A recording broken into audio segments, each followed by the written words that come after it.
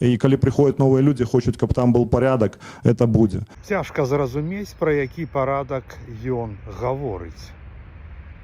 Хіба толькі пра той, што ўсё будзе шыта-крыта. Што датычна поліграфа, адкажу. У нас ёсць поліграфісты, которые прайшлі падрыхтоўку, якія правяралі людзей. Гэта ён кажа пра пашпартыста Забугу і пра незразумелага Геннадзя Манько. Я непасрэдна таксама прайшоў падрыхтоўку, праводзіл поліграфіраванне людзей палку Каліноўскага. Каго ён там поліграфаваў? Міколу Ваніша?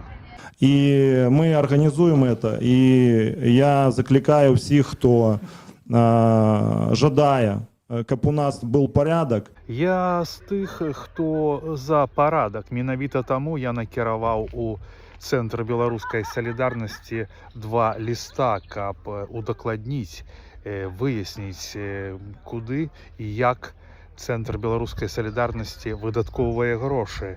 Але адказу да сих пор не атрымаў.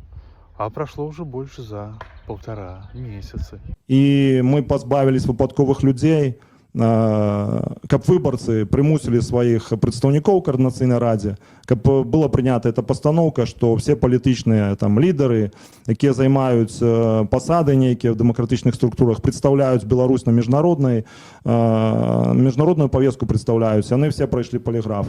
А можа, перад тым, як пачаць паліграфаваць іншых ды чысціць нашыя рады ад выпадковых людзей, пачнеце з сябе, пакажыце, на якія сродкі існуеце.